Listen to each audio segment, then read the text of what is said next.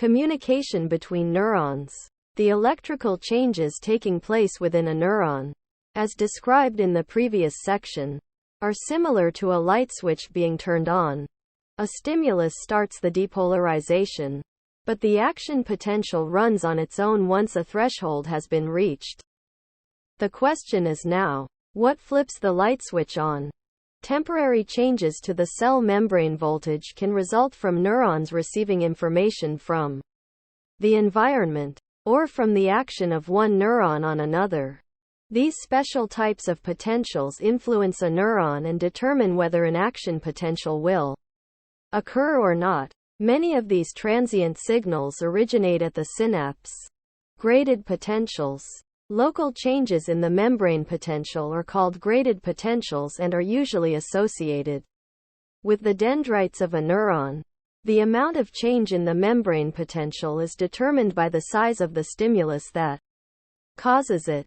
In the example of testing the temperature of the shower, slightly warm water would only initiate a small change in a thermoreceptor, whereas hot water would cause a large amount of change in the membrane potential. Graded potentials can be of two sorts. Either they are depolarizing or hyperpolarizing. Figure 1. For a membrane at the resting potential, a graded potential represents a change in that voltage either above -70 mV or below -70 mV. Depolarizing graded potentials are often the result of Na+ or Ca2+ entering the cell. Both of these ions have higher concentrations outside the cell than inside.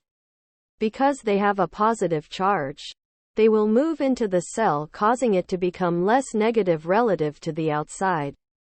Hyperpolarizing graded potentials can be caused by K+ leaving the cell or Cl- entering the cell. If a positive charge moves out of a cell, the cell becomes more negative. If a negative charge enters the cell, the same thing happens. Types of graded potentials. For the unipolar cells of sensory neurons, both those with free nerve endings and those within encapsulations, graded potentials develop in the dendrites that influence the generation of an action potential in the axon of the same cell. This is called a generator potential. For other sensory receptor cells, such as taste cells or photoreceptors of the retina, graded potentials in their membranes result in the release of neurotransmitters at synapses with sensory neurons. This is called a receptor potential. A postsynaptic potential, PSP, is the graded potential in the dendrites of a neuron that is receiving synapses from other cells. Postsynaptic potentials can be depolarizing or hyperpolarizing. Depolarization in a postsynaptic potential is called an excitatory postsynaptic potential, EPSP, because it causes the membrane potential to move toward threshold.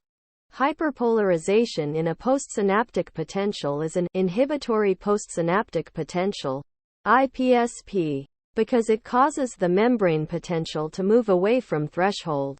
Summation. All types of graded potentials will result in small changes of either depolarization or hyperpolarization in the voltage of a membrane.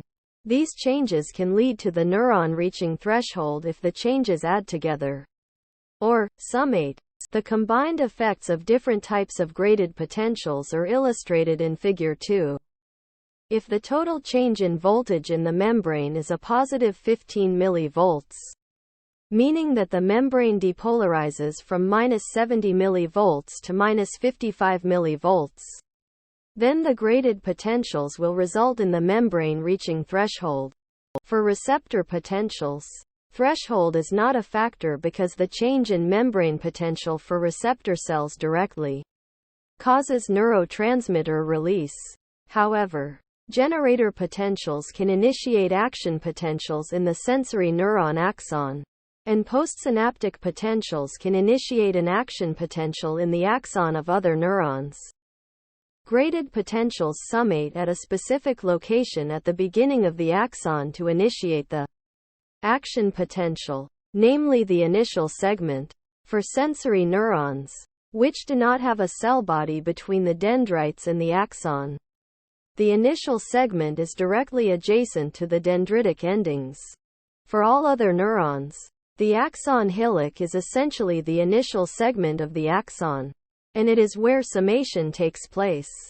These locations have a high density of voltage-gated Na+ channels that initiate the depolarizing phase of the action potential. Summation can be spatial or temporal, meaning it can be the result of multiple graded potentials at different locations on the neuron, or all at the same place but separated in time. Spatial summation is related to associating the activity of multiple inputs to a neuron with each other. Temporal summation is the relationship of multiple action potentials from a single cell resulting in a significant change in the membrane potential. Spatial and temporal summation can act together as well. Synapses. There are two types of connections between electrically active cells: chemical synapses and electrical synapses. In a chemical synapse, a chemical signal, namely a neurotransmitter, is released from one cell and it affects the other cell. In an electrical synapse, there is a direct connection between the two cells so that ions can pass directly from one cell to the next. If one cell is depolarized in an electrical synapse, the joined cell also depolarizes because the ions pass between the cells.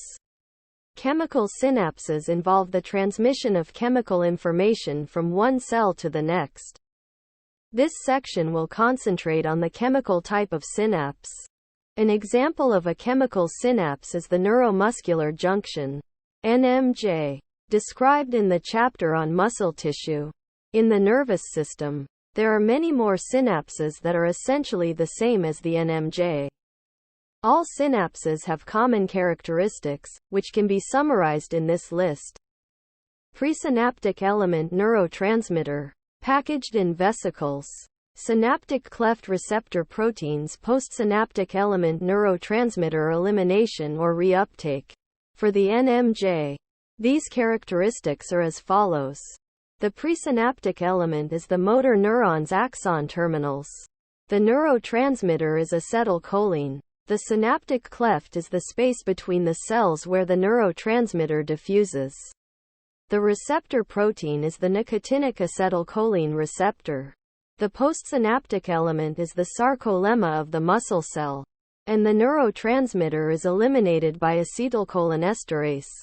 Other synapses are similar to this, and the specifics are different, but they all contain the same characteristics. Neurotransmitter release. When an action potential reaches the axon terminals, voltage-gated Ca2+ channels in the membrane of the synaptic end bulb open. The concentration of Ca2+ increases inside the end bulb, and the Ca2+ ion associates with proteins in the outer surface of neurotransmitter vesicles. The Ca2+ facilitates the merging of the vesicle with the presynaptic membrane so that the neurotransmitter is released through exocytosis into the small gap between the cells, known as the synaptic cleft.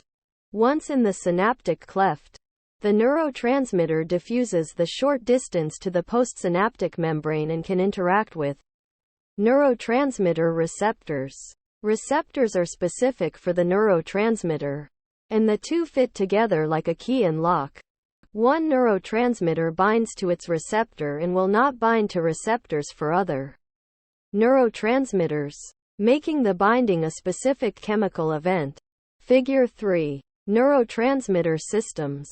There are several systems of neurotransmitters that are found at various synapses in the nervous system. These groups refer to the chemicals that are the neurotransmitters, and within the groups are specific systems. The first group, which is a neurotransmitter system of its own, is the cholinergic system. It is the system based on acetylcholine. This includes the NMJ as an example of a cholinergic synapse. But cholinergic synapses are found in other parts of the nervous system. They are in the autonomic nervous system, as well as distributed throughout the brain. The cholinergic system has two types of receptors. The nicotinic receptor is found in the NMJ as well as other synapses. There is also an acetylcholine receptor known as the muscarinic receptor. Both of these receptors are named for drugs that interact with the receptor in addition to acetylcholine. Nicotine will bind to the nicotinic receptor and activate it similar to acetylcholine. Muscarine, a product of certain mushrooms, will bind to the muscarinic receptor. However, nicotine will not bind to the muscarinic receptor and muscarine will not bind to the nicotinic receptor. Another group of neurotransmitters are amino acids. This includes glutamate, GLU, GABA, gamma-aminobutyric acid, a derivative of glutamate, and glycine, GLY. These amino acids have an amino group and a carboxyl group in their chemical structures. Glutamate is one of the 20 amino acids that are used to make proteins. Each amino acid neurotransmitter would be part of its own system, namely the glutamatergic, GABAergic, and glycinergic systems. They each have their own receptors and do not interact with each other. Amino acid neurotransmitters are eliminated from the synapse by reuptake.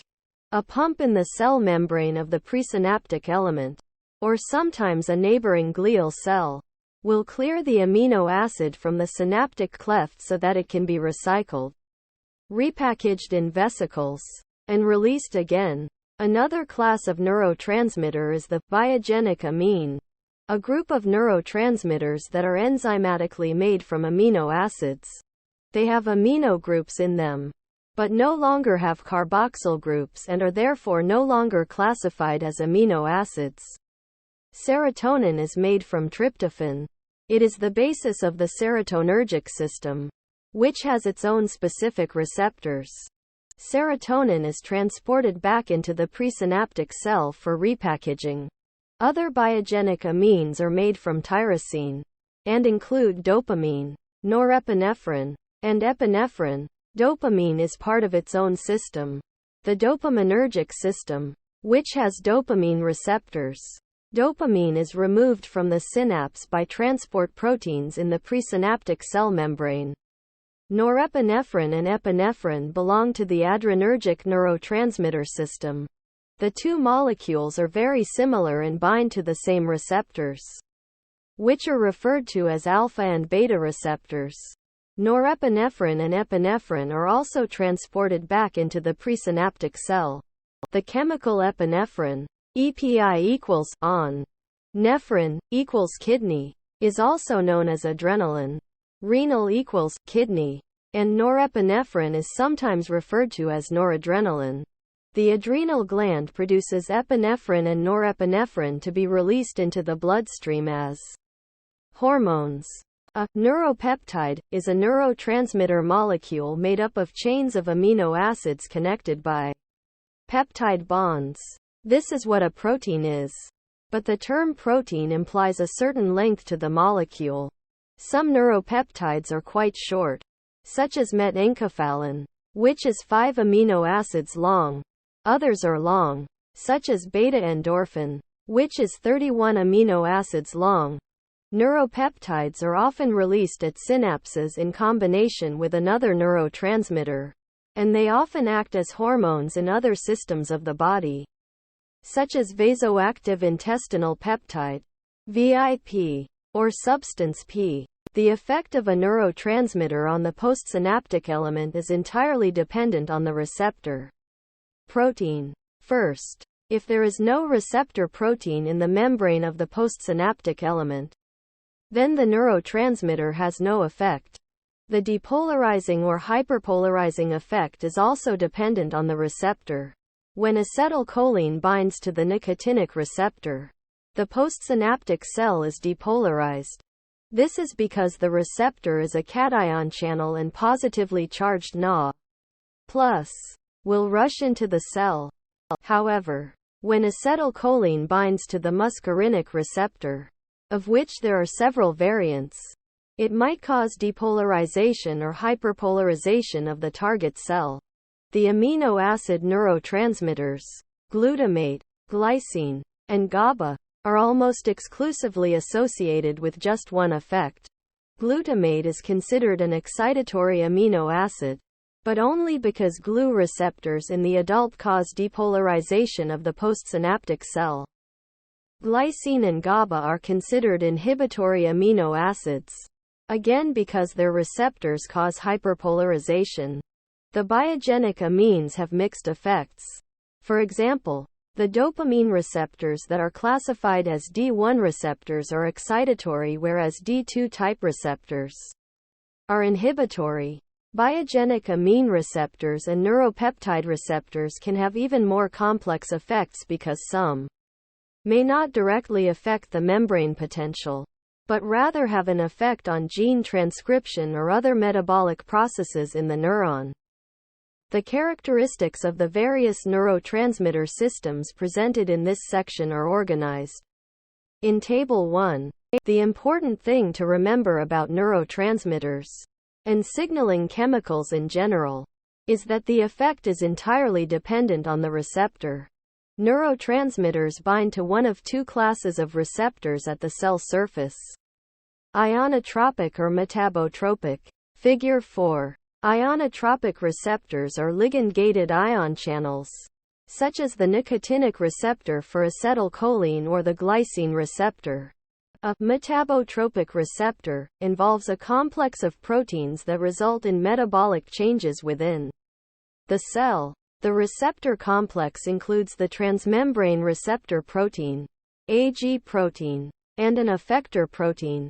The neurotransmitter, referred to as the first messenger, binds to the receptor protein on the extracellular surface of the cell, and the intracellular side of the protein initiates activity of the G protein.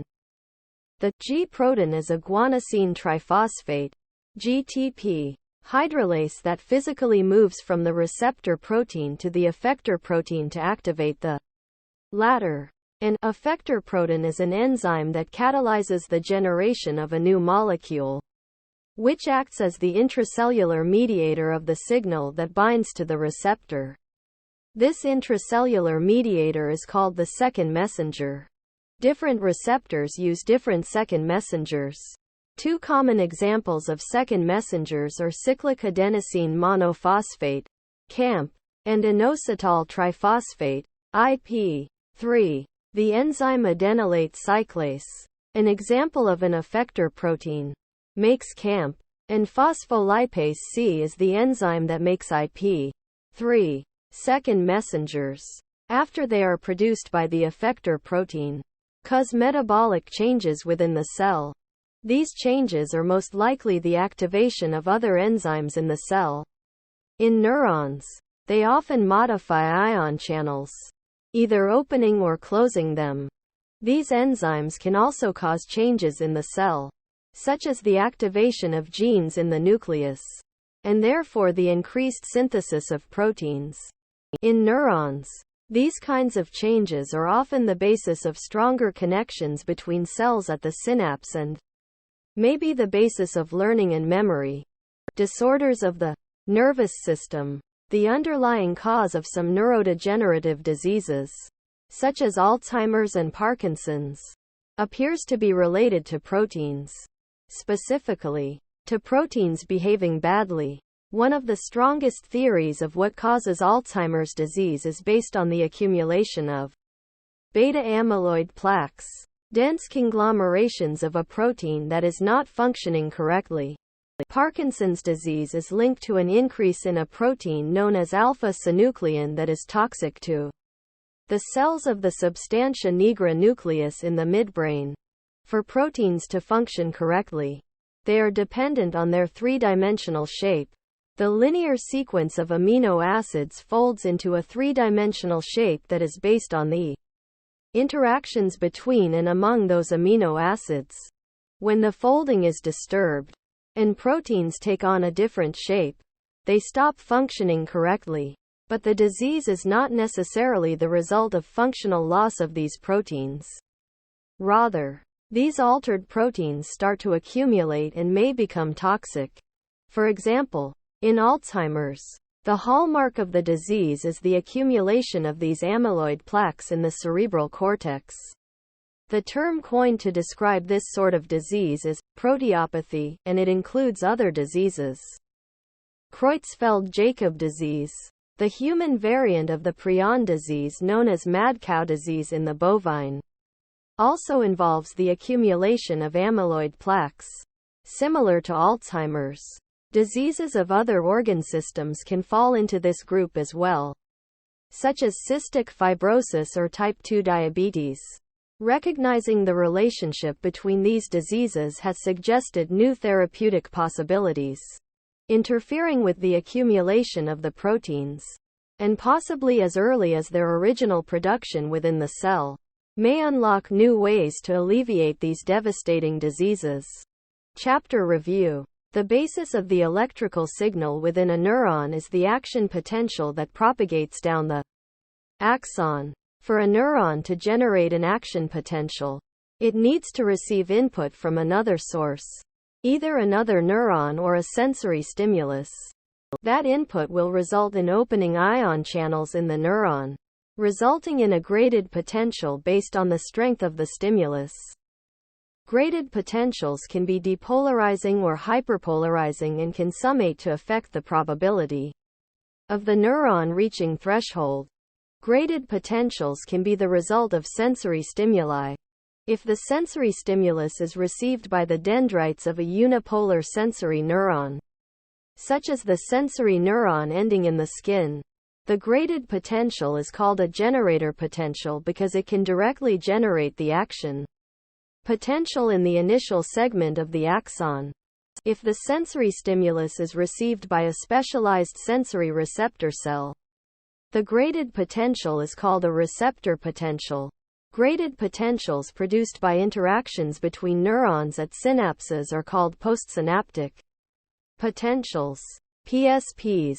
A depolarizing graded potential at a synapse is called an excitatory PSP, and a hyperpolarizing graded potential at a synapse is called an inhibitory PSP. Synapses are the contacts between neurons, which can either be chemical or electrical in nature. Chemical synapses are far more common. At a chemical synapse, neurotransmitter is released from the presynaptic element and diffuses across the synaptic cleft. The neurotransmitter binds to a receptor protein and causes a change in the postsynaptic membrane, the PSP. The neurotransmitter must be inactivated or removed from the synaptic cleft so that the stimulus is limited in time. The particular characteristics of a synapse vary based on the neurotransmitter system produced by that neuron. The cholinergic system is found at the neuromuscular junction and in certain places within the nervous system.